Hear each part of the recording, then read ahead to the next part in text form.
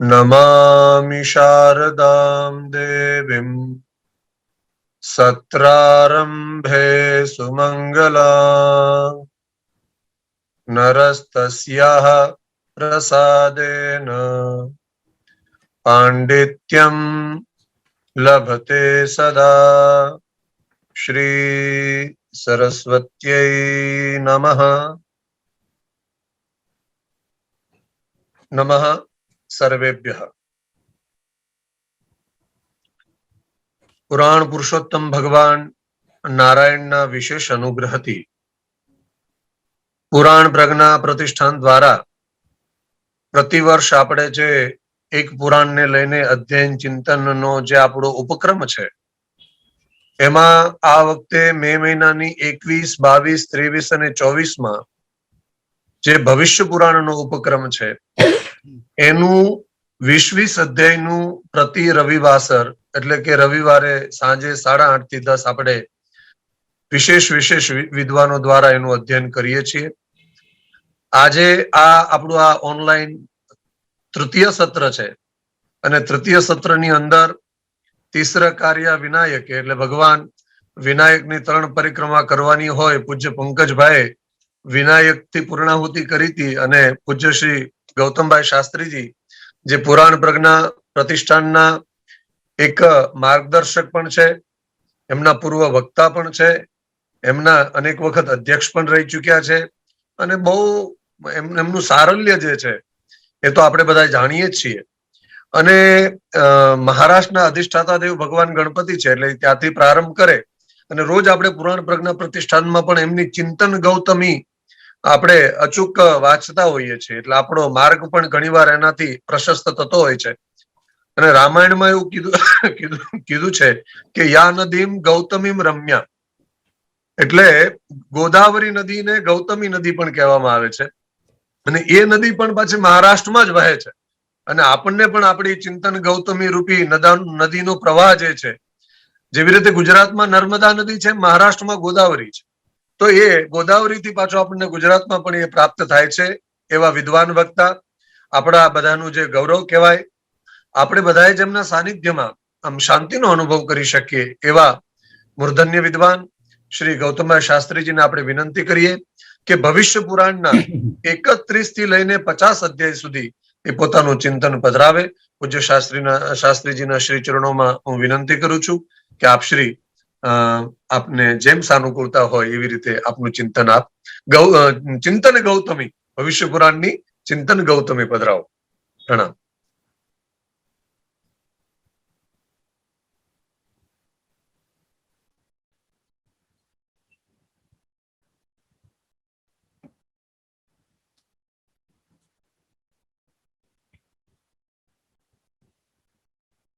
संचिन्तये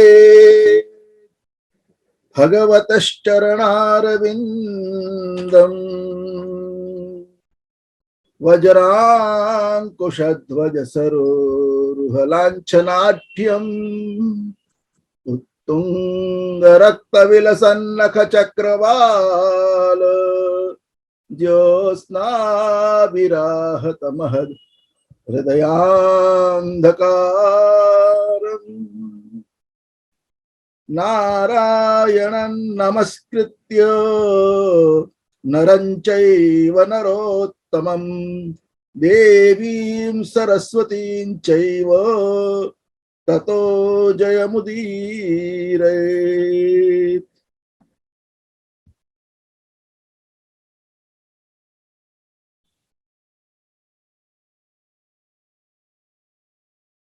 सभी पुराण प्रज्ञा प्रतिष्ठान के अभ्यासक वर्ग के सभी विद्वानों को मेरे वंदन है। अगला जो अध्याय मैं शुरू कर रहा हूं 31वां अध्याय चतुर्थी व्रत निरूपणम। चतुर्थी कल्प चल रहा है। कल्प जहां जहां उल्लेख आता है ना यहाँ पर, तो कल्प शब्द का अर्थ है धार्मिक विधि विधान। कल्प के अनेक शब्द हैं, मगर यहाँ इस पुराण के अंदर, इस अनुसंधान के अंदर कल्प्यते विधीयते असौ कल्पः, जो विधान बतलाया जाता है धर्म के, उसको कल्प कहते हैं। तो यह चतुर्थी व्रत का निरूपण का जो अध्याय है वो शिवा कल्प से शुरू हो रहा है। तो चतुर्थी के प्रकार बतलाए गए। पहले शिवा शांता सुखाराजंश चतुर्थी त्रिविधा स्मृता मासी भाद्रपदे शुक्ला शिवा लोकेशु पूजिता। चतुर्थी के 3 प्रकार बतलाए, शिवा, शांता और सुखा। ये भाद्रपद मास की जो शुक्ला चतुर्थी है ना, जिसमें हम गणपति का बड़ा उत्सव करते हैं, सबसे बड़ा उत्सव, पार्थिव गणपति की पूजा करते हैं, वो जो शुक्ला चतुर्थी है उसको शिवा कहते हैं। उसका नाम यहाँ पर शिवा बतलाया गया, इसलिए कि इसके अंदर जो स्नान करेंगे, उपवास करेंगे, जप करेंगे, तो उसका शतगुण फल मिलता है। वहां पर भगवान को गुड़ नैवेद्य, घी का नैवेद्य, मतलब लड्डुओं का भोग वगैरह, और वहां पर जो दान देना है उसमें भी सब लवण के सहित सभी उपस्कर का दान है। गुड़ के अपूप ना, मालपुआ बनाते हैं ना, घी और गुड़ और गोधूम, ये तीनों इसमें आ गए। तो ये ब्राह्मण भोजन इसका जो कराएंगे, इसका बड़ा पुण्य है।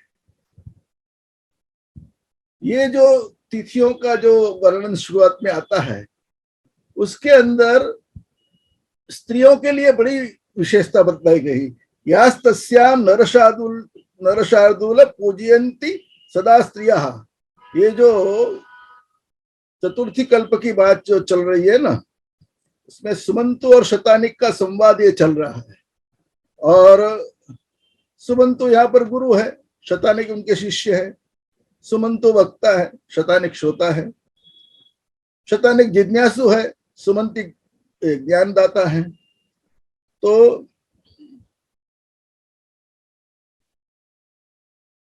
शतानिक ने पीछे गकाराक्षर के देवता गणेश का आराधन की विधि के बारे में प्रश्न किया था। उत्तर में सुमंत ऋषि ने 29 और 30 अध्याय में विविध मंत्रों के प्रयोग का वर्णन किया था। और अब 31वें अध्याय में चतुर्थी व्रत का निरूपण करते हैं। तो वो कहते हैं कि यास्तस्याम नरशार्दूल पूजयन्ति सदा गुड़ लवणापोपश्च श्वश्रुम श्वशुरमेव च। यहाँ पर ध्यान दीजिए, अपने सासू और ससुर इन दोनों की जो सेवाएं करती है, ये उनको जो अच्छा अच्छा बना करके खिलाती हैं, हाँ, ता सर्वा स्वभास्युर्वही, उन स्त्रियों का भाग्य ये खुल जाता है। भगवान विघ्नेश्वर इन स्त्रियों के ऊपर अति प्रसन्न हो जाते हैं। इसलिए स्त्रियों को इस व्रत का अवश्य अनुष्ठान करना चाहिए। इसको कहते हैं शिवाकल्प। सुमंतु आगे कह रहे हैं कि माघे मासी तथा शुक्ला या चतुर्थी महीपते। देखिए, जैसे भाद्रपद मास में शुक्ल चतुर्थी का जैसे गणपति का व्रत होता है, वैसे अभी अभी गया माघी गणेशोत्सव। तो माघी गणेशोत्सव की जो चतुर्थी तिथि है उसको शांता कहते हैं। सा शांता शांतिदा नित्यम शांतिं कुर्यात् सदैव ही। इसका जो व्रत करते हैं, ये जो चतुर्थी है वो शांति देने वाली है। कुछ चीजें ऐसी होती है जो पदार्थ के रूप में प्राप्त होती है। पदार्थ की जो चीजें हैं वो धन से प्राप्त हो सकती है, मगर शांति जैसी चीजें जो है ना, वो बाजार में नहीं मिलती। इन व्रतों द्वारा, भगवान की कृपा द्वारा प्राप्त होती है। इसलिए ये जो शांताकल्प है, उसमें आप ये माघ शुक्ल चतुर्थी के दिन स्नान दान अधिकं कर्म सर्वमस्यां कृतः विभो भवे सहस्र गुणितम। देखिए, पहले बताया भाद्रपद शुक्ल चतुर्थी का शतगुणम और माघ शुक्ल चतुर्थी का बताया सहस्र गुणम, इसका 1000 गुणा फल है। प्रासादात तस्य दंतिनाश, अगर गणपति की कृपा हो गई तो उसके सहस्र गुणित फल मिलेगा। उसमें उपवास करना है, गणपति की पूजा करना है, होम वगैरह करने हैं, और लवण गुड़ शाक गुड़ अपूपांश ये उसमें भी मालपुआ वगैरह बना करके, यानी घी गेहूं और गुड़ के जो पदार्थ बनते हैं वो सारे। यहाँ पर भी बताया विशेषतः स्त्रियो राजन पूजयंतो गुरुन रूप, अपने जो घर के जो बुजुर्ग हैं, जो बड़े हैं, जो पूजनीय हैं, वो सब गुरुजन, यानी अपने जेठ जेठानी हो और दादाजी हो, उस घर के दादी जी हो, बड़े जो जो बुजुर्ग हो, चाचा वगैरह हो जो हो उस परिवार के अंदर, उन सब का पूजन करना है। गणपति का पूजन करके, व्रत करके उनका भी पूजन करना है, और उनको ये पहले देना है, इसका जो प्रसाद खिलाना है। तो सदास्युर भाग्य संयुता, ऐसी स्त्रियां हमेशा भाग्यवती रहती है, इसलिए उससे भी ये शांता 1000 गुणा फल देने वाली है। तो इस व्रत को करना चाहिए, इसी का नाम हुआ है शांता कल्प। अब सुमंतु कहते हैं ये जो सुखा का कल्प, सुखा वहाच सुखा सौभाग्य करणी परम, ये जो सुखा नाम की जो तिथि है ना, वो बहुत सुख देने वाली है। रूप सौभाग्यदा शुभा, इसमें रूप भी मिलता है और सौभाग्य मिलता है। स्त्रियों को रूप बहुत पसंद है, रूपवान होना सब चाहती हैं। पुरुष नहीं जाता है ब्यूटी पार्लर में, वही तो जाती हैं, क्योंकि रूप उनको बहुत चाहिए। तो सुखाव्रतम महापुण्यम रूपदम, वो रूपवान बनाती है स्त्रियों को, भाग्य तो देती ही है। तो हसितम ललितम चौक्तम चेष्टितम च सुखावहम सविलास भुजक्षेप चंक्रमश्चेटितम शुभम सुखाव्रतेन सर्वेषां सुखं कुरुकुलोद्वह कृत्येन पूजिते चेशे विघ्नेशे शिवयो सुते। यहाँ सिर्फ गणेश जी का पूजन नहीं है, इस सुखा के अंदर माता पार्वती और शिव जी के साथ गणेश का पूजन है। शिव पार्वती की गोद में बैठे हुए गणेश जी, ये जो स्वरूप आपने देखा होगा कहीं कहीं, उस स्वरूप का यहाँ पर पूजन है। तीनों का साथ में है कि तीनों के तीनों स्वरूपवान हैं, तीनों के तीनों गौरी हैं पार्वती, वैसे ही भगवान शिव जी पर कर्पूर गौरम है, बड़े सुंदर हैं ये लोग। यथा शुक्ल चतुर्थ्यांतु वारो भौमस्य वही भवेत तदा सा सुखदा ज्ञेया, जब मंगलवार हो और चतुर्थी आए, जिसे आप अंगारकी कहते हैं, तो चतुर्थी वही सुखेती च। अंगारकी सामान्य रूप से दोनों पक्ष की होती है, मगर ये जो वेद यहाँ पर क्या है कि ये जो सुखदा जो है वो केवल शुक्ल पक्ष की जो अंगारकी आती है, शुक्ल पक्ष की अंगारकी मंगलवार के दिन पड़ने वाली चतुर्थी, उसको सुखदा कहते हैं। तो ये सुखदा, इसका महत्व ऐसा है कि जब शिव पार्वती ने जो प्रेम किया और उनके अंग से जो रक्तस्राव हुआ वो अंगारक हुए। अंगदो अंगोपकारश्च अंगानांतु प्रदो नृणाम, ये अंग देने वाला, स्वरूप देने वाला एक गणेश, जैसे उनके पुत्र हैं, वैसे अंगारक की उत्पत्ति, मंगल की उत्पत्ति भी उन्हीं से हुई। इसलिए मंगलवार के दिन जो चतुर्थी पड़ती है वो अति सौभाग्यदायक होती है, उसमें सारे गुण आ जाते हैं, सारे रूप उनको मिलते हैं। तो इसलिए गणेशम प्रथम भक्तिया योजये श्रद्धेयान्विता, बहुत श्रद्धा के साथ गणेश जी की पूजा उसमें करनी है, शिव पार्वती के साथ करनी है। इसके लिए, इस व्रत को करने के लिए सबसे पहले मृत्तिका से स्नान करना है, क्योंकि ये जो भगवान शिव और पार्वती उनका जो मिलन हुआ और जो रक्त का स्राव हुआ वो जो पृथ्वी पर पड़ा उसी से मंगल की उत्पत्ति हुई। इसलिए भूमिपुत्र कहते हैं मंगल को भूमिपुत्र कहते हैं। तो ऐसा जो ये भौम, इसकी जो ये इस तिथि का जो हमको जो व्रत उपासना करनी है उसमें संकल्प करना है और उस मृत्तिका से जिस पृथ्वी पर जो गिरा है भगवान का स्वरूप वहीं से मंगल की भौम की उत्पत्ति हुई थी। इसलिए इस पृथ्वी से ही अब उसकी मिट्टी से ही अपना स्नान करना है। और स्नान करते वक्त यह त्वं वंदिता पूर्वम कृष्णेनोद्धरता किल तस्मान में दह पापमानम जन्मया पूर्व संचितम। हे मृत्तिके, हे मिट्टी, मेरे सारे पाप तुम दूर करो, क्योंकि भगवान वराह ने तुमको आधारण किया था। यही श्लोक हमारे जो कर्म के ग्रंथ हैं, याज्ञिक ग्रंथ हैं, उन सब में आता है देह शुद्धि के समय कि उद्धृता शिवराहेण कृष्णेन शतबाहुना मृत्तिके हनमे पापम जन्मया दुष्कृतम कृतम। तो ये जो सब जो पाप हमारे सारे, तुम पृथ्वी हमारे ये पापों को दूर करो, ये मिट्टी को ऐसी करके सारे शरीर को लगाना है। और मृदम शिरस्थिताम सर्वांगेषु, जो मस्तक से लेकर के पैरों तक सारे अंग पर मिट्टी को लगा देना है। और फिर जल से उसके बाद अभिमंत्रित करना है जल को, और उस जल से भी स्नान करना है। तो जल की भी प्रार्थना करनी है, जल का भी अभिमंत्रण करना है। तमापो योनि सर्वेषां दैत्य दानवद्योकसाम स्वेदांडजोद्भ्यां चैव रसानां पतये नमः।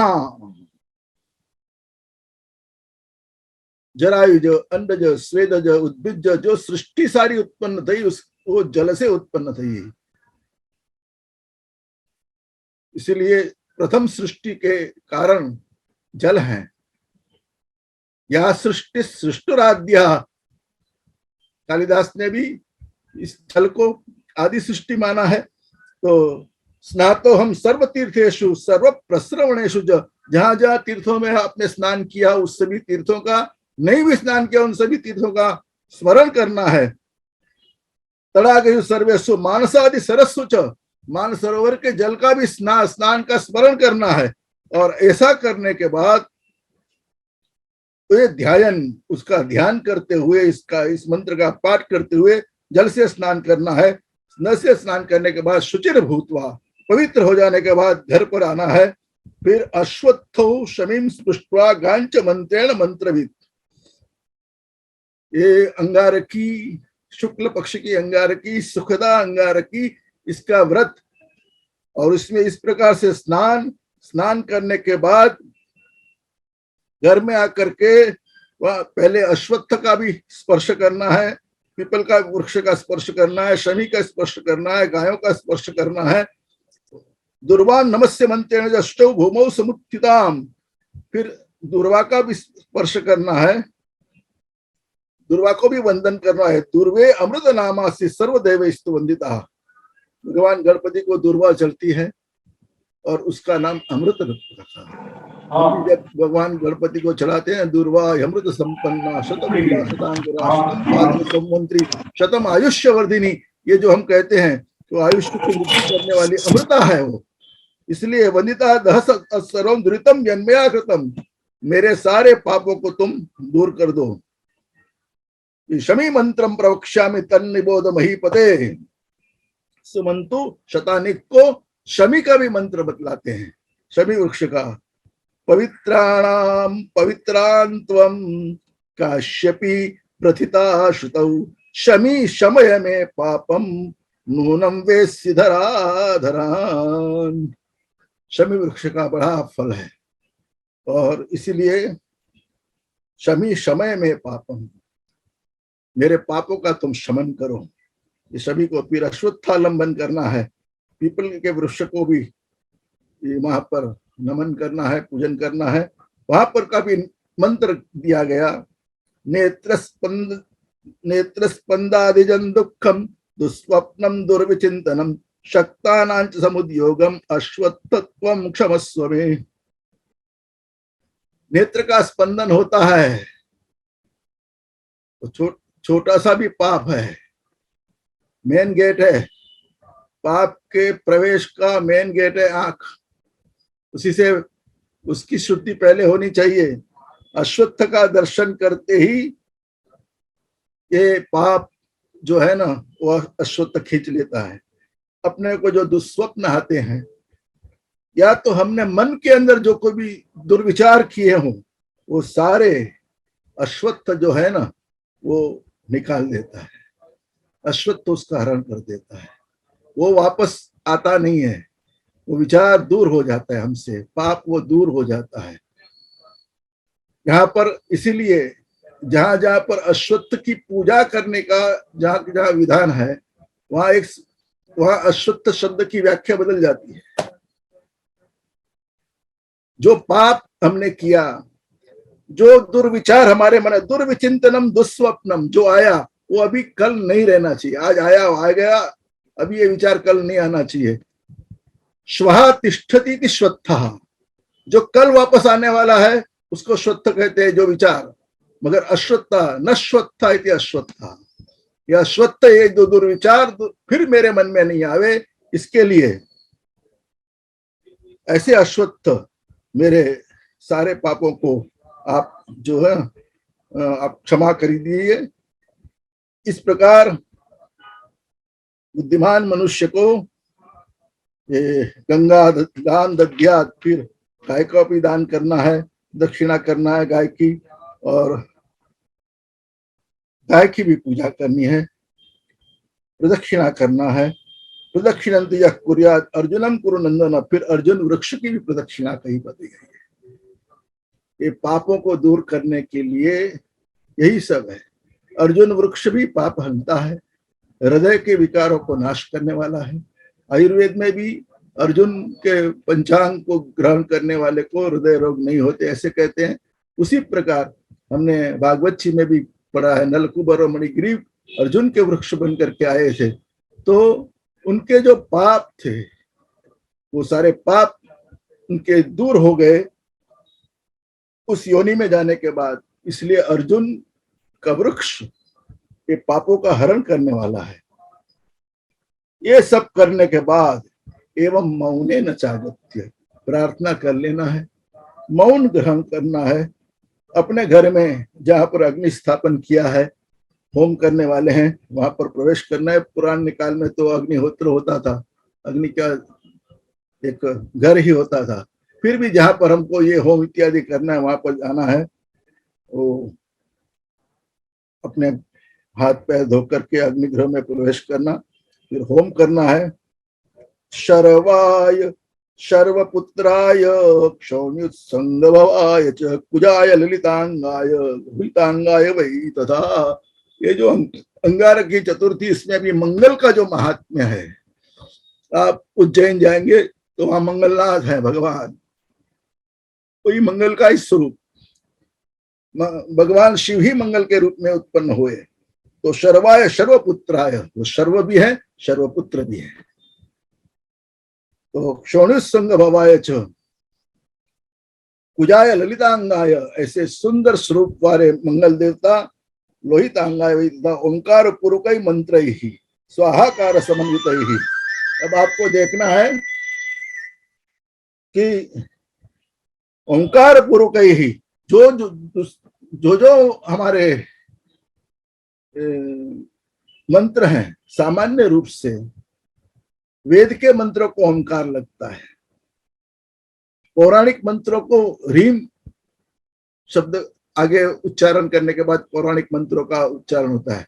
मगर ये जो कल्प शब्द है, अभी यहाँ पर जो कल्प शब्द है उसको फिर से समझना है। यहाँ पर जो कल्प है, जैसे देवकल्पाः, देव के जैसा, देवकल्पाः ब्राह्मणाः, तो इस प्रकार जहां पर कल्प है उसका जैसा अर्थ होता है, वैसे यहाँ पर ये वेद के कल्प ये मंत्र हो जाते हैं। जब वेद मंत्रों की तरह मंत्र हो गया ये, इसलिए यहाँ पर ओंकार का निवेश करना है। ओंकार पूर्वक मंत्र स्वाहाकार संविद अष्टोत्तर शतम वीर अर्धार्थम अर्धम एवं च। ये जो ओम शर्वाय सर्वपुत्राय क्षोणित्सुंग भवाय च कुजालितांगाय लोहितांगाय वै तदा स्वाहा, इस मंत्र से उनका उनका होम करना है। और जो होम करना है वो 108 आहुति दीजिए तिलों से, या 54 दीजिए, 27 दीजिए, जो भी है क्रम से अपनी शक्ति के अनुसार ये सब संपन्न करना है। और उसके बाद इसके स्वरूप का दान भी है।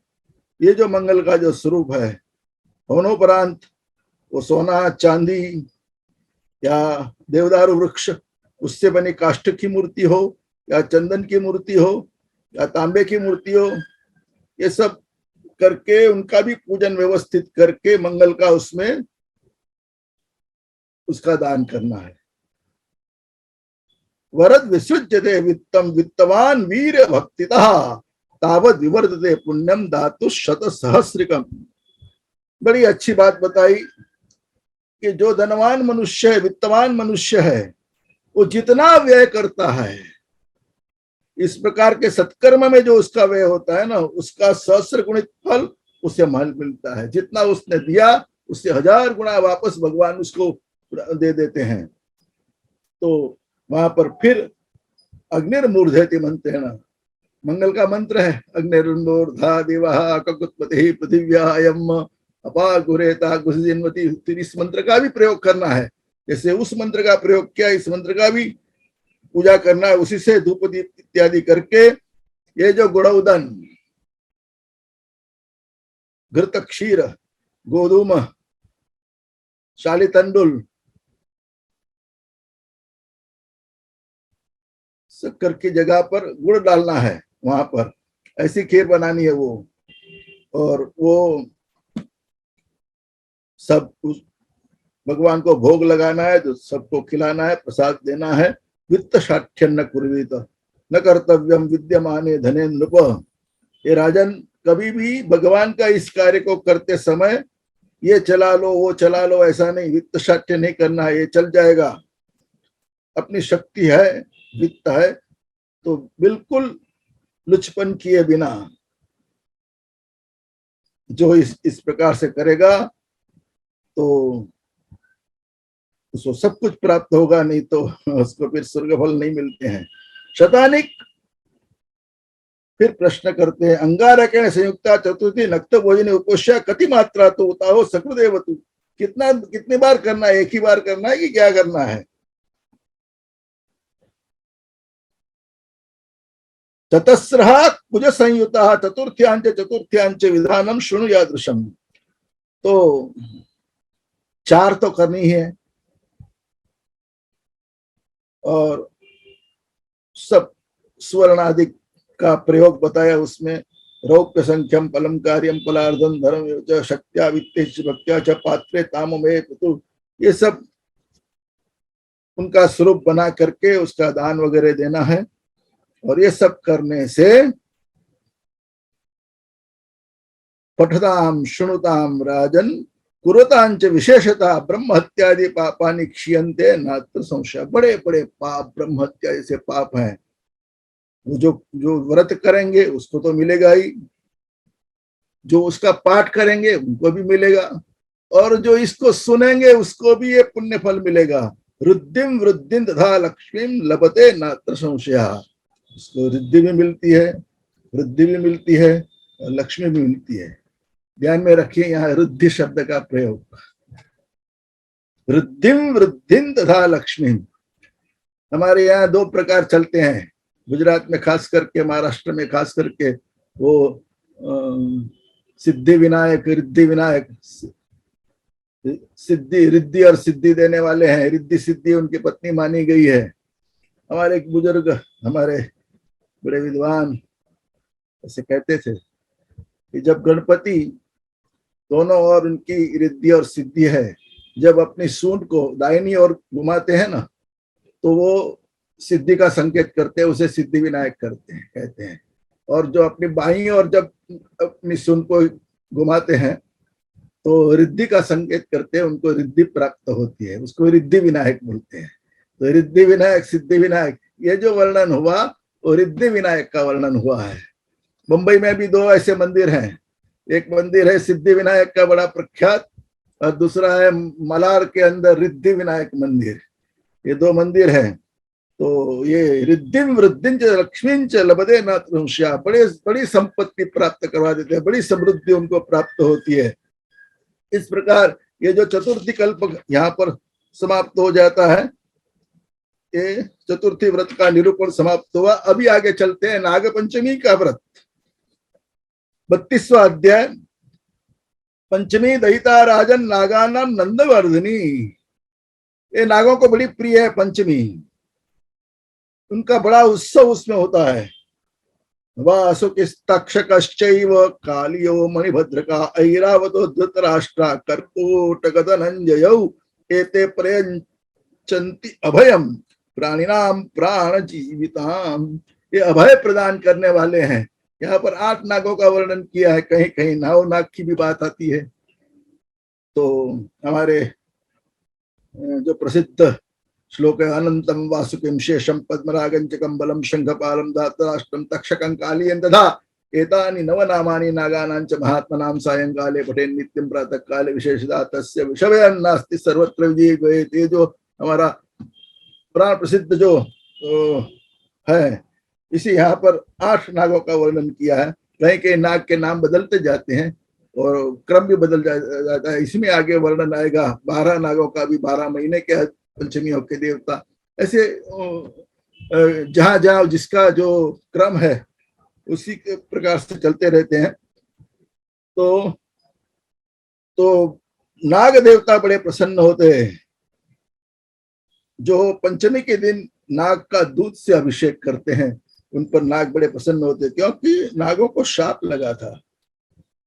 और शाप के कारण उनका शरीर हमेशा जलता रहता है, शाप उनको दग्ध करते रहता है।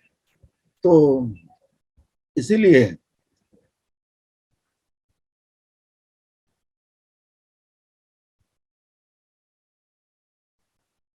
जो दूध से उनका अभिषेक करते हैं ना, उनके ऊपर नाग बड़े प्रसन्न होते हैं, उनके कभी भी सर्प वह नहीं होता। शतानी प्रश्न करते हैं कि क्यों नागों को शाप मिल गया, ये क्यों ऐसा हुआ।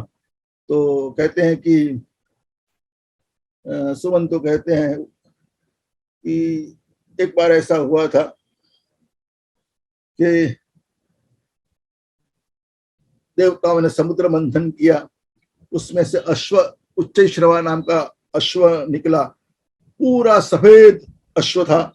और उसको बताते हुए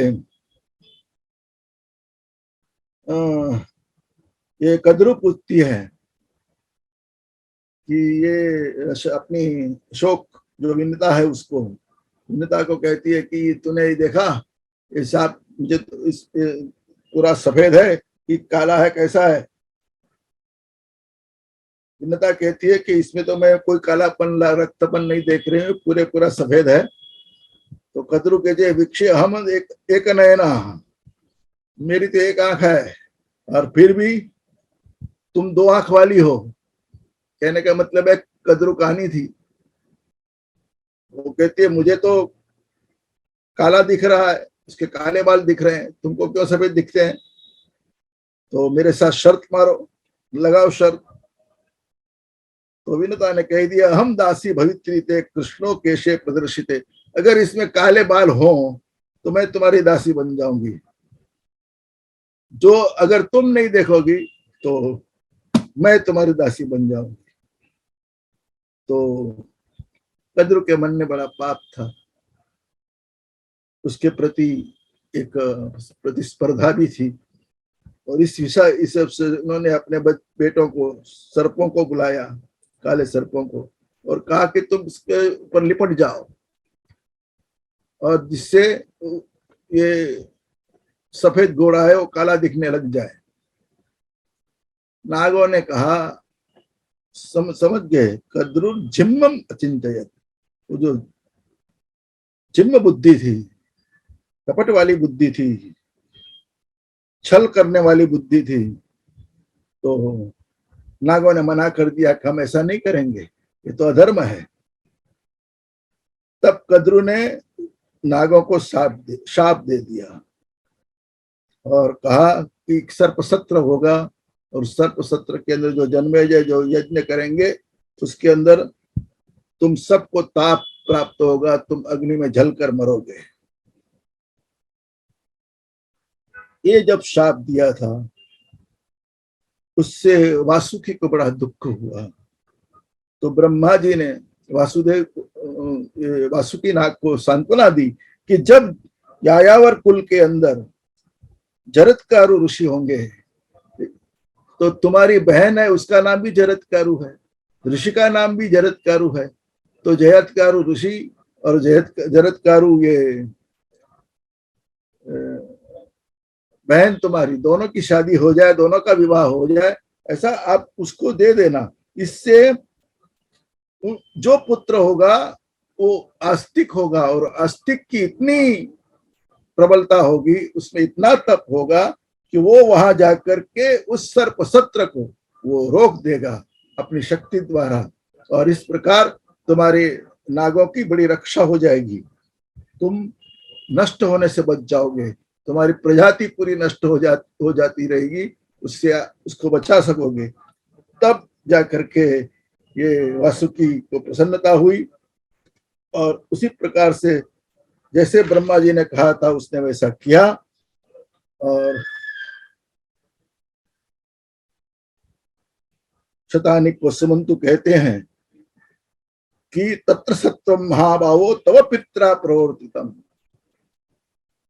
कुछ दिन पहले जो पिछले वक्त में पंकज भाई ने कहा था, तो यही यहाँ से जो संबोधन किया है कि तत्र सत्वम महाभावो तव पित्रा प्रवर्तितम, यानी शतानिक जो हैं वो जन्मेजय के पुत्र हैं, ये सिद्ध होता है तुम्हारे पिता ने ये प्रवर्तित किया था यज्ञ, तो ये शतानिक हैं वो।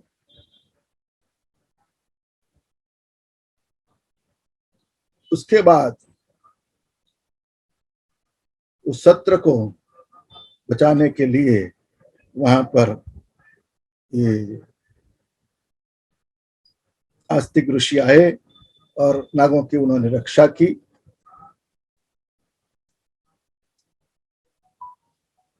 तो श्रुत्वा च अग्निम राजानम मृत्युजस तदनंतर निवर्तिष्य यागम नागानाम मोहनम परम। जिस दिन उस नाग सर्प सत्र को उन्होंने रोका और उनकी रक्षा की, वो तिथि भी पंचमी थी। तो पंचमी को इनको जीवन दान मिला है, पंचमी को इनको शांति मिली है, उनको जो शाप लगा था उस शाप से वो मुक्त हुए हैं। तो कभी मातृशाप भी लग जाता है, कभी ऐसा कोई पितृशाप लगता है, किसी का शाप लग गया हो, तो पंचमी के दिन अगर नागों की शांति होती है पूजा से, तो इस व्रत को करने वाले के भी पाप शांत होते हैं, उनको भी शापों से मुक्ति होती है। पंचम्यां तत्र विहिता ब्रह्मा प्रोवाच लेहिनां तस्माद् इयं महाभावो पंचमी दहिता सदा। इसके नागों के पंचमी बड़ी प्रिय है। तो इस प्रकार इस नाग ये व्रत करना है, फिर विसर्ज्य वहां पर प्रार्थना करनी है। नागा प्रियंताम ये के चित पृथ्वी तले ये च हेली मरीचिस्ता ये तरे द्विसंसिता ये नदीषु महाभागा ये सरस्वती गामिना ये चत्वापि तड़ागेषु तेषु सर्वेषु वै नमः। इन सबको नमस्कार है। सभी इनको नागों को की पूजा करना है, फिर मधुर भोजन करना है, ये सब विधि करना है। आदि व्याधि वीरेन मुक्ता पत्नी पुत्र सहायवान। तो ये आगे चल करके उनको अनेक जन्मों में सभी प्रकार के सुख उनको मिलते हैं। धूर्त पायस और गुग्गुल का धूप, नाग की पूजा के अंदर गुग्गुल के धूप की बड़ी महत्ता है, तो उनका ये सम्मान करना चाहिए। शतानिक का प्रश्न है कि कभी किसी नाग ने दंश दे दिया हो, समझ लो कि पिता को दिया हो, किसी के भाई को दंश दिया हो, किसी की बेटी को दंश दिया हो, किसी के माता को दंश दिया हो, किसी की, तो इसके लिए क्या करना चाहिए इनके मोक्ष के लिए? जो सर्पदष्ट होते हैं उनको भी तकलीफ तो होती है। तो सुमंतु कहते हैं उपोष्या पंचमी राजन नागानाम पुष्टिवर्धिनी, ये उपवास करना है मासे भाद्रपदी या तो कृष्ण पक्षे महीयते, भाद्रपद मास के कृष्ण पक्ष की पंचमी।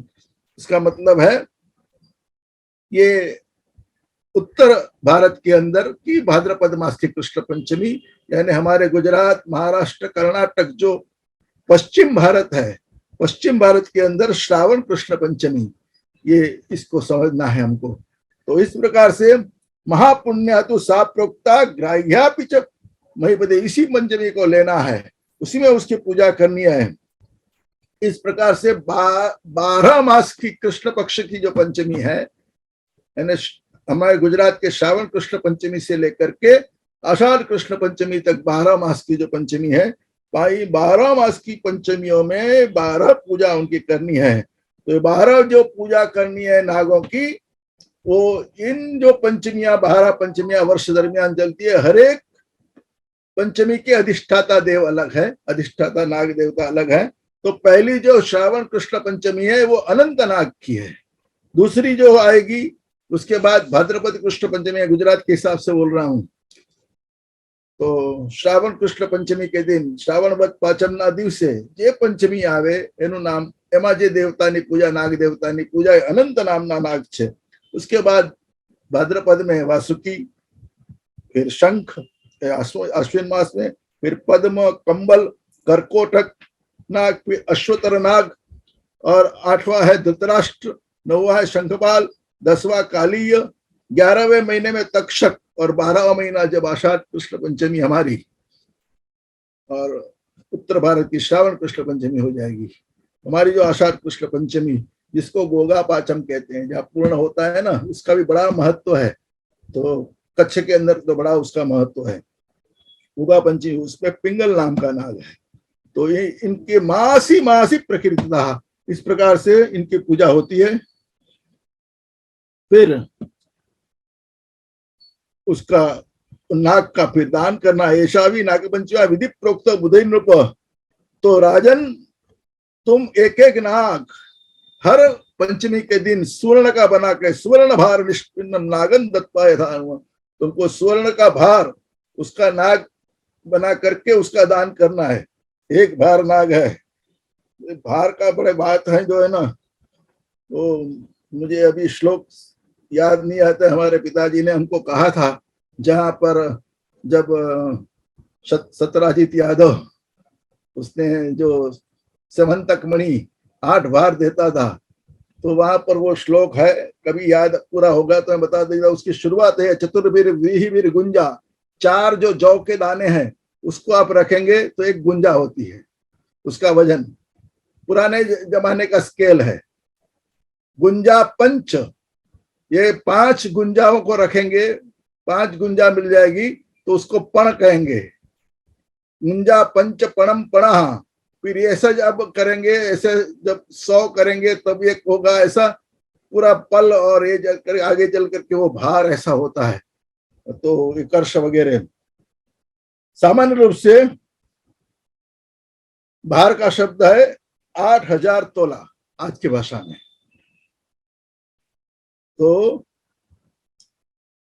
8000 तोले का नाग बनाना है, स्वर्ण भार निष्पन्नम। ऐसे 12 नाग बनाने हैं और तुम शतानिक तुम उसका दान करो, ऐसा इन्होंने कहा। क्योंकि उनके पिता ने ये यज्ञ किया था सर्पसत्र, वो सब उसके अगर सर्पों को प्रसन्नता हो जाए तो इस प्रकार से तुम भी शाप से उनके मुक्त हो जाएंगे, उनका ऐसा कहना है। तो सुमंतु ऋषि ने इस प्रकार से पूरा पंचमी का व्रत समझाया। फिर सुमंतु आगे कहते हैं कि शतानिक का प्रश्न, इनकी जाति कैसी होती है नागों की। तो उसके बारे में कहते हैं, देखो जिन्होंने जो कहा उसकी बात बता देते हैं। उन्होंने कहा कि गौतम ऋषि ने तपस्या की थी, और ये बात जो है गौतम ऋषि ने जब कश्यप ऋषि से ये बात जानी, कश्यप ऋषि ने को जब उन्होंने प्रश्न किया सर्पों की जाति के बारे में, तो कश्यप ऋषि ने बताया था कि ये बहुत सारे नागों की जो जातियां हैं, बड़े बड़े सर्प के भेद हैं वहां पर।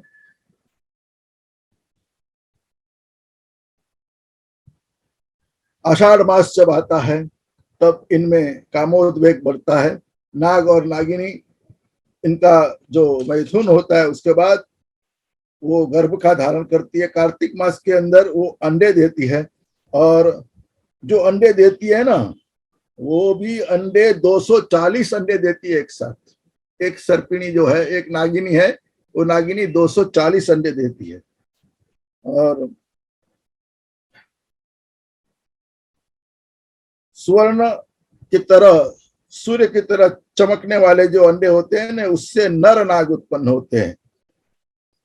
इनको 20 दिन तक वो खाते रहती है, उसकी जो बच्चे जो है ना उसको। फिर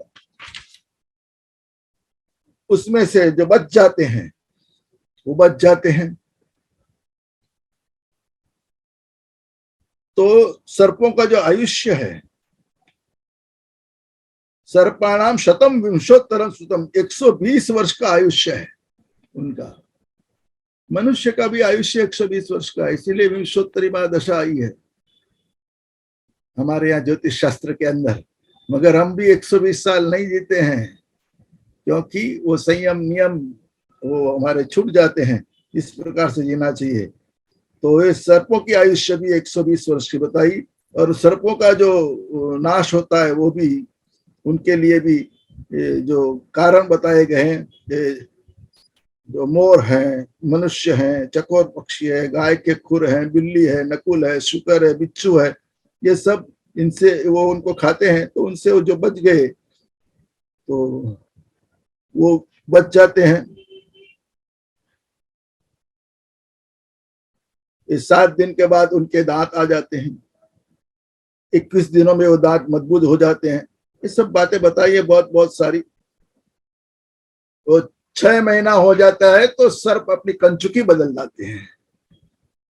तो वो उनकी जो ऊपर की चमड़ी है उसको छोड़ देते हैं, कंचुकी को, और पूरा नया होकर के, चमकीला होकर के बाहर जाते हैं। तो इनके देह में 220 संधियां रहती है।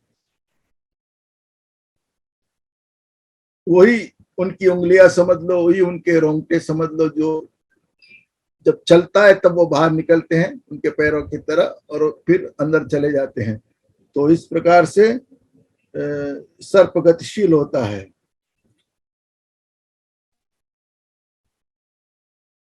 सर्पों की सब जातियां बताते जाते हैं। लाल, रक्त पीत, शुक्ल दंता, ये जो शरद दंत वाले, नीले रंग से अलग रंग वाले, मंद चलने वाले सर्प, वो अल्पायु सर्प होते हैं, जिनका एक मुख है, 2 जिह्वा हैं, 32 दांत हैं। वो बड़े अच्छे पन्नग, बड़े अच्छे वो सर्प हैं। और उनकी जो 4 दांत है ना पहले, वो विषैले दांत है। 32 दांतों में से जो आगे के 4 दांत हैं वो विषैले दांत हैं। उसकी वो जो दंत दंत है वो मकरी, कराली, कालरात्रि, यमदूती है उनका नाम है। उस दंष्ट्राओं का वो जो दाढ़ है उनकी, वो 4 दाढ़ों का ये नाम है। और उसी प्रकार से वो गौर विशैली होती है। तो ब्रह्मा के मकरी के, विष्णु कराली के, रुद्र कालरात्रि के, यमराज यमदूती के, ये 4 दाढ़ों के वो देवता हैं। वो जब काटता है तो किस दाढ़ से काटा है, उसका क्या उपाय है, ये सब बातें उसमें बताई गई। तो उसके काटने के भी 8 कारण बताए गए। सर्प कब काटता है, नाग कब काटता है, अष्टमी कारणे सर्पो दशते नात्र संशय, 8 कारण बताए गए। आक्रांतो दशते पूर्वम, पहला कारण है वो जब उसके ऊपर किसी ने पैर दबा दिया, किसी को उसको आक्रांत किया तो वो काटेगा। द्वितीयम पूर्व वैरिणम, पूर्व जन्म का किसी के साथ पहले से वैर है तो नाग उस वैर का बदला लेता है। तो बदला लेने वाला नाग, उसी के कारण भी वो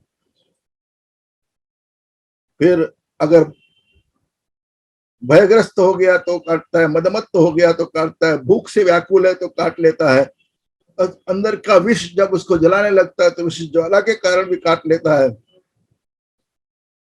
और अपने बच्चों को बचाने के लिए वो काटता है। तो इस प्रकार से जब काट करके अपने पेट के बल पर उल्टा हो जाता है, तब सर्पदंश के जो अलग अलग प्रकार हैं, किस कारण से कैसे वो पलटा और कैसा किया, तब उसकी जो है वो विष उसको काटने, जिसको काटा है उसको विष तभी पता चलता है कि उसने किस प्रकार से करवट बदली है। तो यत्तु काक पदाकारम त्रिभिर्दंतिस्तु लक्षितम, 3 दांतों से जब काटता है ना तो उसके कौवे का जैसा पैर रहता है वैसा जिसके काटने का जो है उस प्रकार का चिन्ह वहां पर दिखाई देता है। वो सब महानाग, बड़े बड़े नाग इस प्रकार से काटते हैं। तो समझ लेना कि काल दंष्ट ये हो गया। तो दंष्ट दष्टक दूत लक्षणम नाम का 34वां जो अध्याय है वो आगे उसके लक्षण बताते हैं। तो शुणु गौतम तत्वेन, कश्यप ऋषि गौतम ऋषि से बताते हैं कि जब जब सांप काटता है तो हृदय में शूल होता है, आंखों से दिखता नहीं, डसा हुआ जो जगह है जहां पर उसने दंश दिया है वो अग्निदग्ध जैसा दिखने लगता है, और फिर कंधा, गला, कमर ये सब बेकार हो जाते हैं, वो कुछ कर नहीं सकता है। तो ये सब बातें जो है ना, नाक से बोलने लगता है, दांत तथा ओष्ठ भी अलग हो जाते हैं, तो समझ लेना कि उसको सर्प ने दंश किया है। तो कब काटा है वो भी समझ लो। तो इस तिथि में, इस समय में अगर वो काटता है ना तो उसका भी फल बड़ा बहुत विनाशकारी होता है।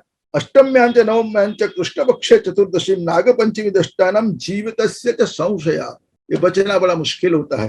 अगर अष्टमी के दिन काटता है, नवमी के दिन काटता है, कृष्ण पक्ष की चतुर्दशी के दिन काटता है, नागपंचमी के दिन काटता है, और आर्द्रा नक्षत्र हो, भगवान शिव का नक्षत्र है, अश्लेषा नक्षत्र उसके अधिपति खुद स्वयं ये है, फिर मगा नक्षत्र पितरों का नक्षत्र है, और भरणी नक्षत्र यमराजा का नक्षत्र है, और कृत्तिका त्रिपाद नक्षत्र ऐसा है। तो उसके अंदर विशाखा नक्षत्र में, और 3 जो पूर्वा फाल्गुनी, पूर्वाषाढ़ा और पूर्वा भाद्रपदा, ये मूल नक्षत्र, स्वाति नक्षत्र और शतभिषा नक्षत्र, इसमें सर्पदष्टा न जीवंती, इसमें अगर सांप ने काटा तो वो कभी वो जी नहीं सकता है मनुष्य।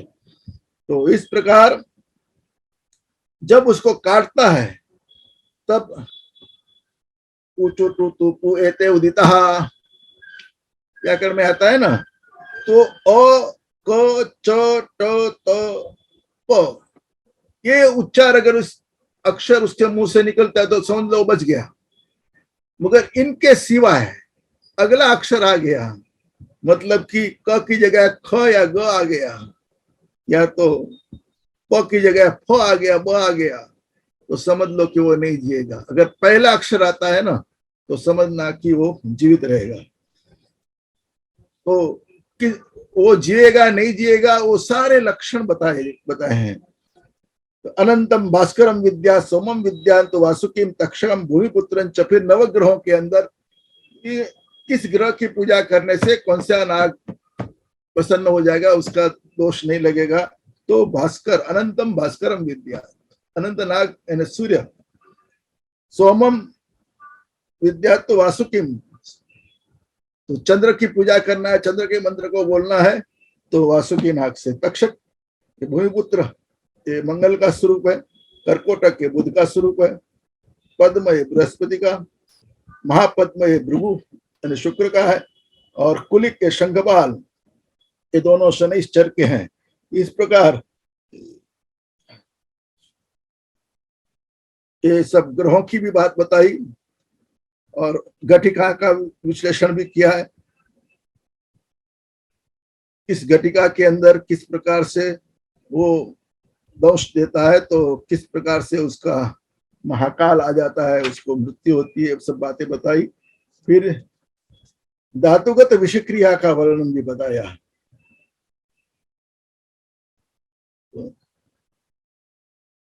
जब विष का प्रयोग जाता है, शरीर की धातुओं के अंदर मिश्रण होता है। अभी विष दंश दिया, शरीर के अंदर जहर का प्रवेश हो गया तो त्वचा से द्विगुणम विद्या, चमड़ी के ऊपर उसका द्विगुणित उसके असर होती है। तो अगर रक्त के अंदर जहर जाता है तो वो चतुर्गुण उसका प्रभाव होता है। पित्त में गया तो त्रिगुणित प्रभाव हो जाएगा है। श्लेष्मा में गया तो 16 गुणा उसका फल मिल जाता है। और वायु के अंदर गया, उसका जहर का प्रवेश हो गया तो 63 गुणम, 30 गुना उसका फल मिल जाएगा। और ये जब मज्जा के अंदर जब चला जाता है और उसके बाद जब प्राण में प्रविष्ट होता है तो सभी गात्रों के सारे संधियों को सबको जकड़ लेता है। तो फिर उसको मृत्यु आती है। तो जैसे व्युत्क्रम है उत्पत्ति का, उसी प्रकार व्युत्क्रम से एक एक में लीन होते हुए मनुष्य फिर विषार्दम न उपेक्षित त्वरितं चिकित्सेत, तो उसका मृत्यु हो जाती है। इसलिए जिसको विष का प्रयोग हो गया, जिसके ऊपर नाग ने दंश किया, उसकी उपेक्षा नहीं करना चाहिए, उसका सीधे ही उसका चिकित्सा करनी चाहिए। तो इसके उपाय भी बताए अभी, औषधियों के और मंत्र के दोनों के प्रयोग। तो अर्क मूलम अपामर्गम प्रियंगुन तगरम तथा एतत् आलोड्य दातव्य तत् संपद्यते सुखम। जो उसको विष काट दिया उसको, तो जिससे उसको तकलीफ होनी शुरू हो गई, तो उसको ये जो आग के मूल, अपामार्ग, प्रियंगु, तगर, इनको सबको मिला करके उनका रस बनाना है। ये तो तभी बनाने बैठो, या तो पहले से ही कुछ रसवैद्य हमारे होते थे, अच्छा उनका अर्क निकाल करके व्यवस्थित से उसका औषध बनाते थे, तो उस प्रकार से हो सकता है। तो इस प्रयोग में विष का नाश हो जाता है। रक्त में अगर विष मिल गया, लोही के अंदर मिल गया, तो विषय च रक्तम संप्राप्य तस्य रूपाणी में शुरू, तो क्या हो जाता है, तो मुख जलने लगता है और ये सब दिखाई देने लगता है उसके उसका। तब उसमें उशीर चंदनम, हमारा हम जिसको सुगंधी निवारा बोलते हैं, खस बोलते हैं, वो कुष्ठम, उत्पलम, तगरम, ये महाकाल से मूलानि सिंधुवार नगर से हिंगुलम मरीचन, हिंग और मरीच, काली मिर्च, ये सब लेकर के पूर्व वेगे तो दापेत, उसमें उसका देना तो उसका जहर उतर जाएगा। फिर अगर आगे बृहति वृश्चिका काली इंद्रवारण मूलिकाम सप्तगंधवृतम चैव द्वितीय परिकीर्तनम। फिर एक एक प्रकार एक एक बताते गए हैं, एक एक औषधि बताते गए हैं कि द्वितीय वेग आया उसमें एकदम, तो उसको बृहति देना है, वृश्चिका देना है, काली, इंद्रवारुणी, तो ये सब उसको पिलावे। फिर आगे उसका फिर हो गया तो पिप्पलो मधुकंचैव मधुखंडम घृतं तथा मधुसारम राममुंच जातिम शंकर वालुकाम। इंद्र वारुण का मूलम गवाम मूत्रेण पिषे, गोमूत्र के अंदर इन सबको पीसना है। पीपल, महुआ, शहद, खीर, घृत और ये जो मध, चमेली, शंकर वालुका, इंद्र वारुणी, ये सबको मिला करके इनकी सबके मूल को लेकर के पीसना है, उनको पिलाना भी है और नस्य, नाक में भी डालना है। नाक में डालने से जो वायु से द्वारा अंदर जाएगा तो उससे पुनः उसका जीवन शुरू हो जाता है। जो सांस रुक गई हो, मुख में से लार गिरती हो, तब ये सब देना चाहिए। फिर जहर अगर बढ़ गया, श्लेष्मा में गया, तो त्रिकटुकी श्लेष्मा तक लोध्र, लोध्र वृक्ष,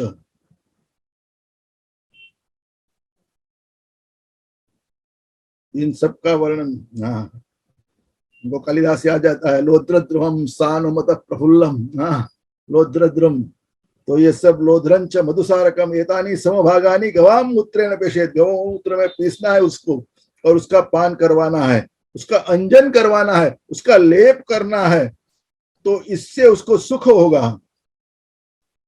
अभी वायु स्थान में अगर चला गया, जहर वहां तक अंदर बहुत पहुंच गया, तो शोणा मूलम प्रियालंच रक्तंच गज पिप्पलिम, ये जो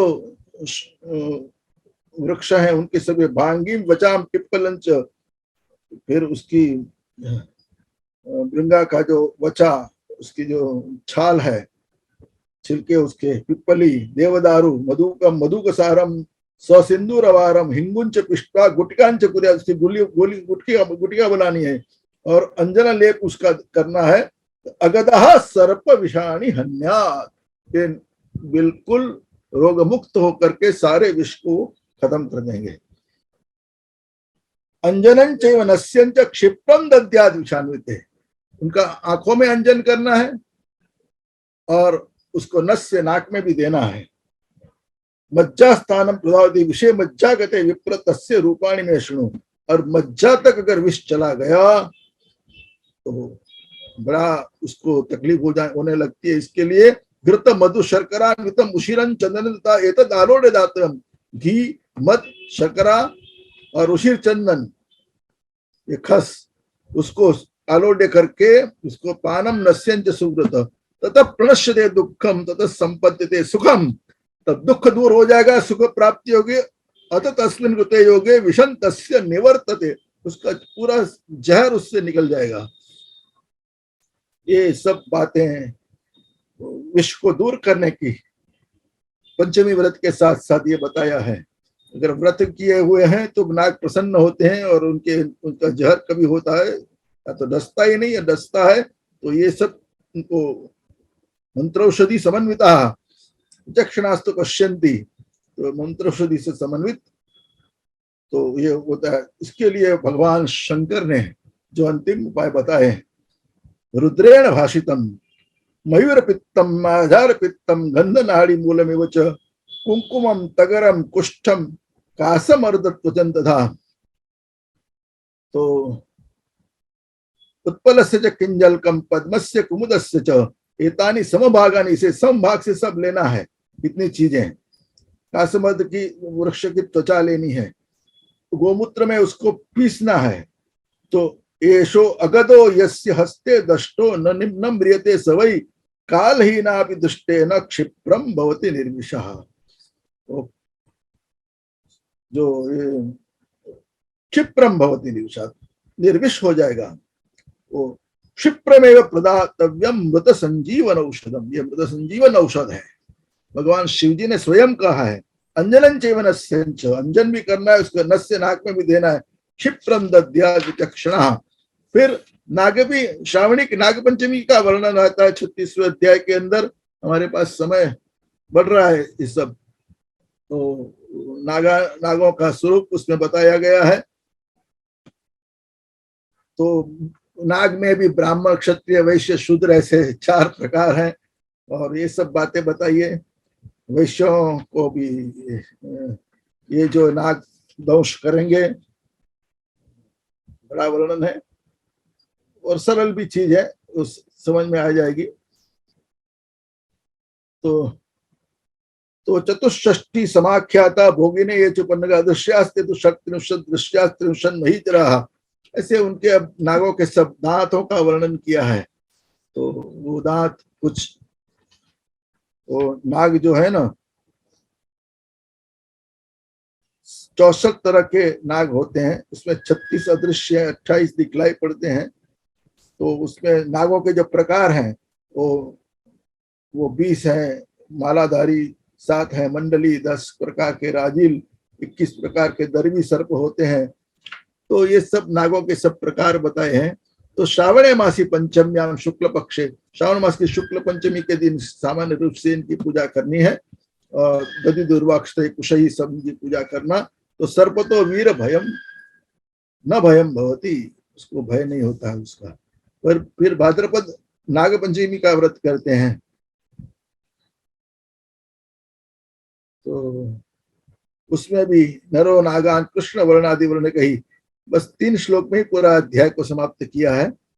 पंचमी के दिन श्रद्धा भाव से कृष्ण वर्णा सर्प मूर्ति निर्मित करनी है और उसका भी पूजा करके उसका भी सर्प पूजन करने से श्रेय होता है। फिर पंचमी कल्प की समाप्ति बताते हैं कि उसका जो मंत्र है ओम कुरुकुल्ले फट स्वाहा, इस मंत्र को याद रखें। अश्विन मास की जो पंचमी तिथि, उस तिथि को इसकी पूजा है और कुशमयी प्रतिमा बनाना है, गंध पुष्प से पूजा करना है और फिर इस मंत्र का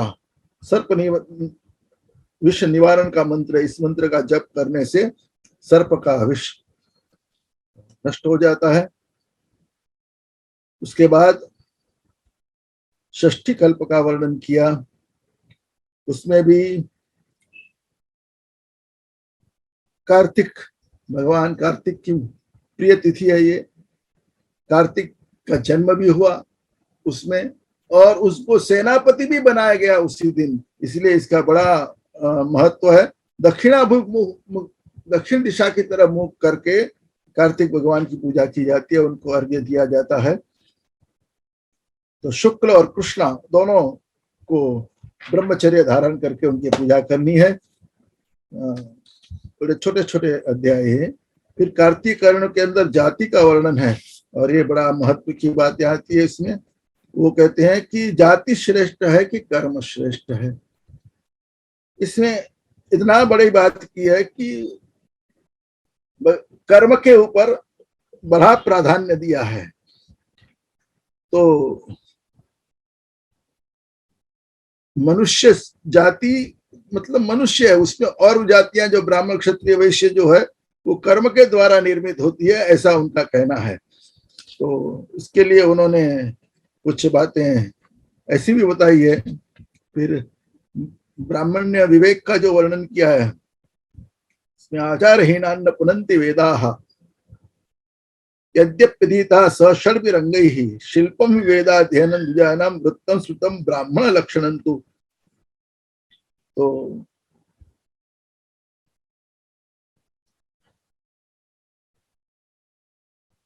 अगर वेद पढ़ लिया और आचारहीन हो गए तो उनको कैसे पवित्र कर सकेंगे, इसलिए वेद पढ़ना बड़ा जरूरी होता है।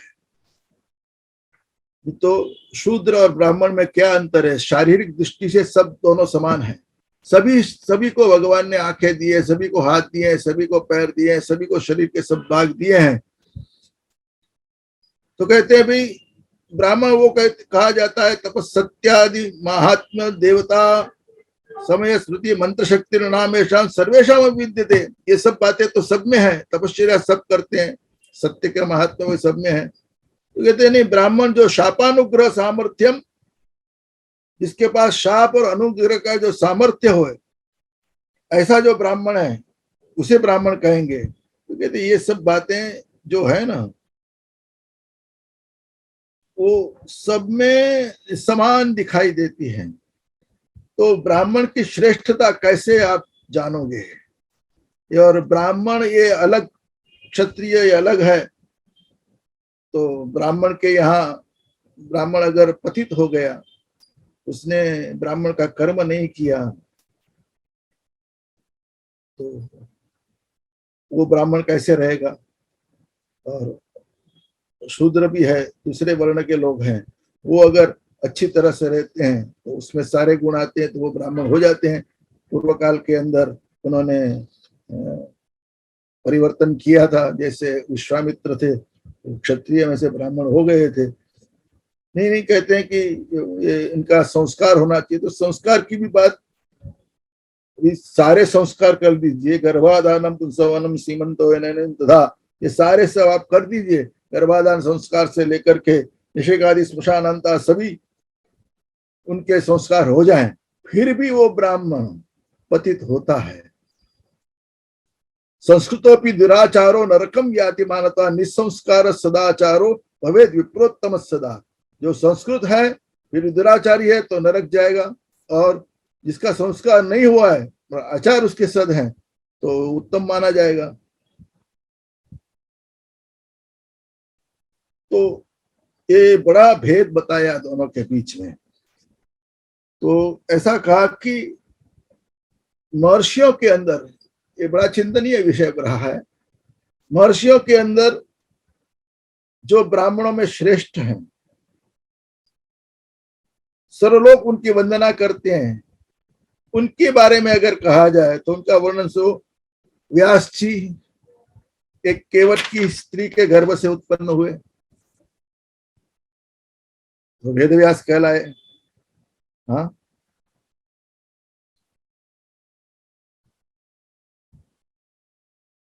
फिर पराशर जी थे, उनके पिता, वो चांडालिनी से उत्पन्न हुए। शुक जी है, वो मादा जो तोता थी शुक का, उससे उत्पन्न हुए सुखदेव जी। कणाद उलुकी से उत्पन्न हुए। श्रृंगी ऋषि मृग से उत्पन्न हुए, मृगी से। और वशिष्ठ एक वैश्या से उत्पन्न है। तो मंदपाल मादा लावा पक्षी से है। मांडव ऋषि एक मेढक मंडूक से उत्पन्न हुए। तो ऐसे लोगों को ब्राह्मणत्व प्राप्त हुआ, यह उच्च ब्राह्मण कहला है। तो फिर ये सब तपसा ब्राह्मण हो जाता, संस्कार तेन कारण, ये सब अपने अपनी तपश्चर्या से ब्राह्मण हुए हैं। तो इसमें संस्कार बड़ा कारण है। तो ये जो वर्ण व्यवस्था, अब बात यहाँ पर आती है कि ये वर्ण भेद नहीं है, एक वर्ण व्यवस्था है। तो जन्म और कर्म तो ठीक ही है, और उसी प्रकार से उनको जन्म मिलता है। इस जन्म में जिसने तप किया है वो तो श्रेष्ठ होता ही है, और अगले जन्म में जिसने तप किया हो उसी को ही इस जन्म में उस तप की जो सिद्धियां है वो प्राप्त होती है, वहां से वो आगे चलता रहता है। से भगवान ने गीता में जो कहा ना कि शुचि नाम श्रीमदांगे योग भ्रष्टो विजायते तत्र तम बुद्धि संयोगम लभते पौर्वदेहिकम, पूर्व जन्म का जो है वही उससे प्राप्त होता है। वो जो बात भगवान ने कही है उसी बात को समझना है। वो चातुर्वर्ण्यम मया सृष्टम, भगवान उसी प्रकार से उसको जन्म देते हैं। तो जाति की जो चर्चा चलती है उसमें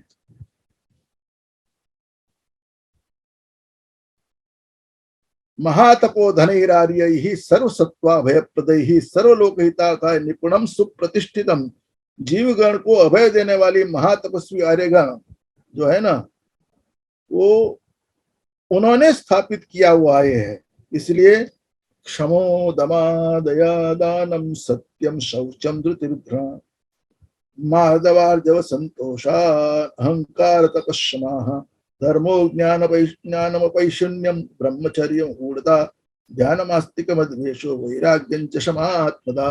ये जो पाप भीरुत्व, ये जो सारे गुण हैं,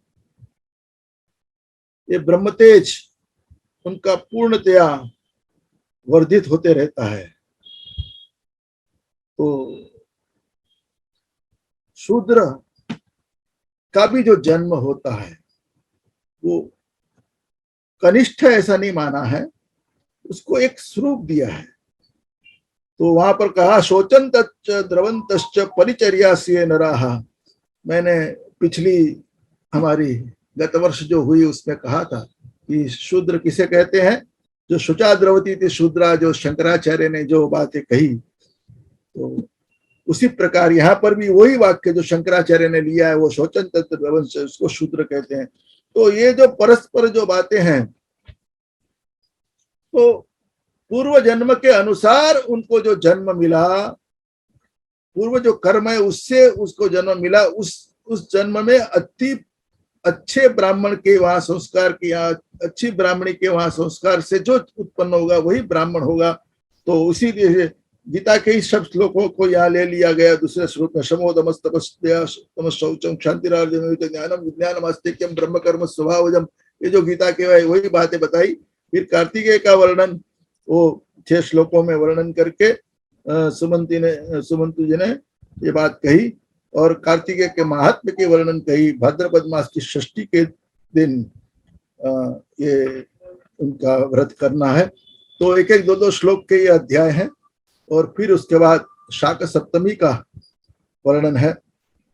सप्तमी में मार्तंड भगवान सूर्य की पूजा, सूर्य के जो संतान हुई उनका वर्णन हुआ है। तो हम जो रांदल माता का पूजन करते हैं वही भगवान सूर्य के जो रूपा उनकी पत्नी, और फिर उन्होंने छाया रखी, और यमुना और यम जो यहाँ उनके हुए वहां पर शनि और तपती यानी तापी नदी, ये इनके पुत्र हैं, और सावर्णी भी उनके पुत्र हैं। इनकी कथा पूरी आई है उनके अंदर। और इस प्रकार से भगवान सूर्य का बड़ा महात्म्य बताया गया है। शतानिक कहते हैं, समय हुआ है ना, तो आगे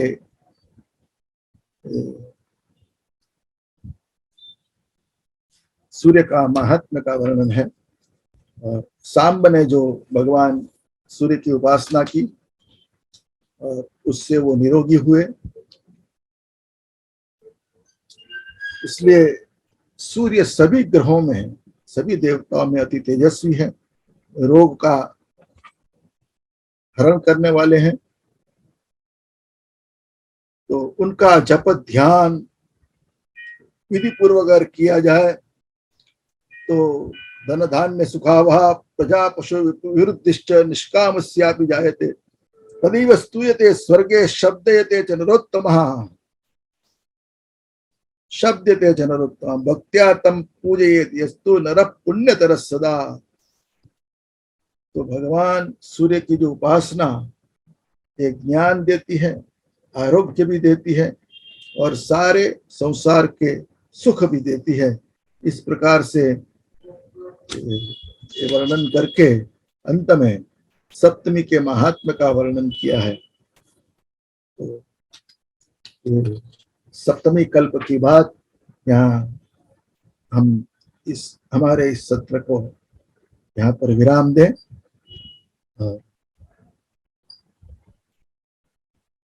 मैं अपनी वाणी को भी विराम दूं। आप सभी ने मुझे संभाला, तो थोड़े समय में इतने अध्याय कर रहे थे, कुछ अध्याय छोटे भी हैं, कहीं विस्तार हो गया हो, कहीं कम हुआ हो, मैं आप सबकी क्षमा चाहता हूँ। आपने मुझे सुना, तो फिर अभ्यास करते रहेंगे।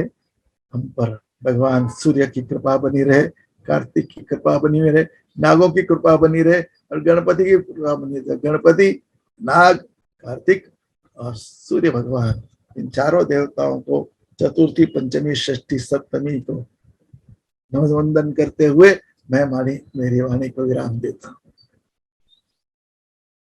सर्वे सुखिनः सन्तु, सर्वे सन्तु निरामयाः, सर्वे भद्राणि पश्यन्तु, मा कश्चित् दुःखमाप्नुयात्।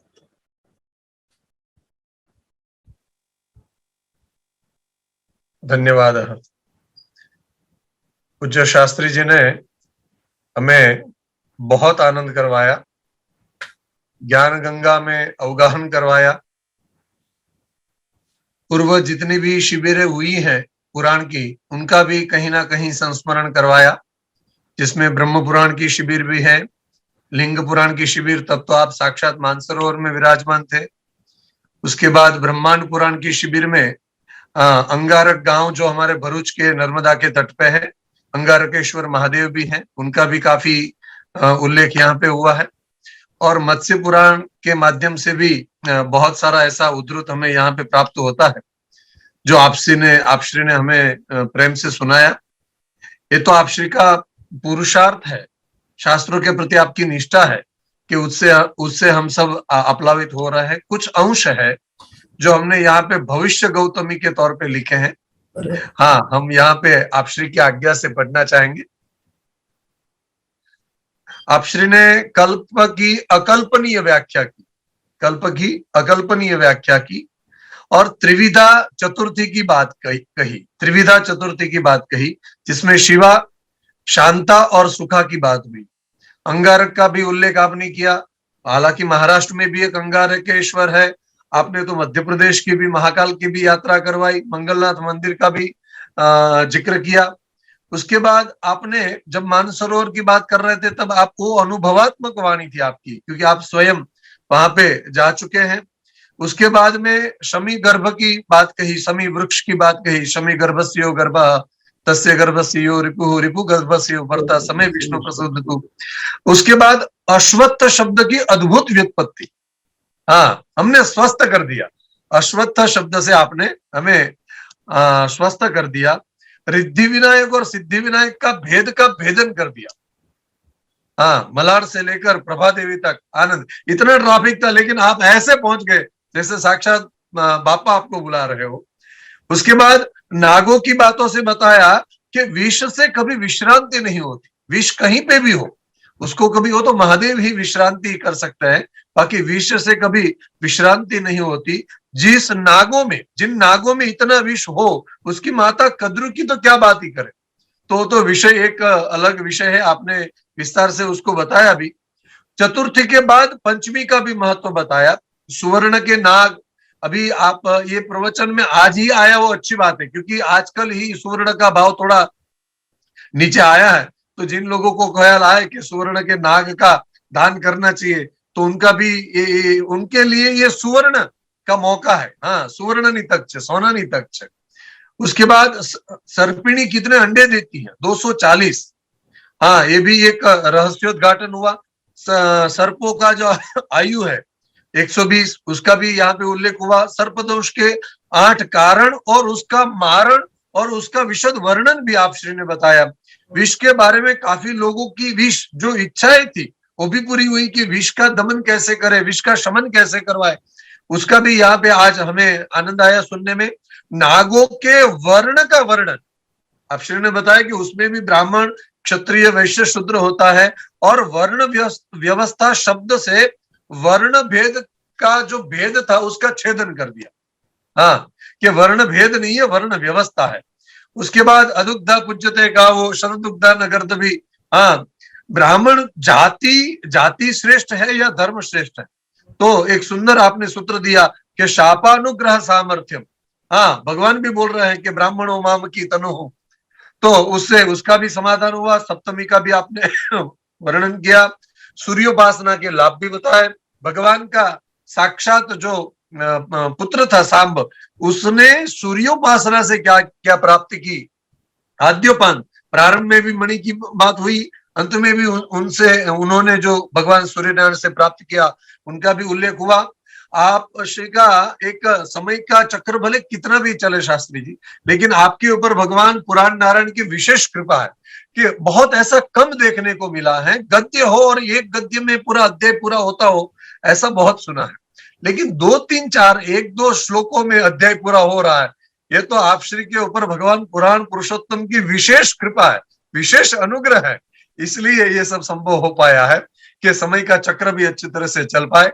आपके लिए तो भगवान साक्षात आपकी इच्छा से सब व्यवहार कर दे, ऐसी आपके ऊपर कृपा दृष्टि परमात्मा की बनी है। विद्वानों के तो भगवान वश होते हैं। आपने अल्प समय में, मुझे पता है कि मैं पुराण कब पहुंचा, आपकी इतनी व्यस्तता थी, इतनी यात्राएं थी, फिर भी आपने इसको पूर्ण न्याय दिया, समय दिया। इसके लिए पुराण प्रज्ञा प्रतिष्ठान की ओर से हम आपके आभारी हैं। आप सब जितने यहाँ पे उपस्थित हैं और जो सुन रहे हैं, उन सबका पुराण प्रज्ञा प्रतिष्ठान के द्वारा हम आभार व्यक्त करते हैं। मैं भी अपनी वाणी को विराम देता हूं। सबको शुभरात्रि के साथ, जय श्री कृष्ण के साथ पुनः अगले इतवार को, रविवार को रात्रि में 8:30 से 10 बजे 51 से लेकर 70 अध्याय तक उसका पुनः अध्ययन करेंगे, पुनः एक विद्वान वक्ताओं के साथ। परमात्मा ऐसा सोच रहे हैं कि जब से विनायक यात्रा प्रारंभ हुई है तब से हम मुंबई से बाहर नहीं निकल रहे हैं, महाराष्ट्र से बाहर नहीं निकल रहे हैं, कुछ योग ऐसा ही बन रहा है। तो शास्त्री जी का विशेष धन्यवाद करके मैं अपनी वाणी को विराम देता हूं।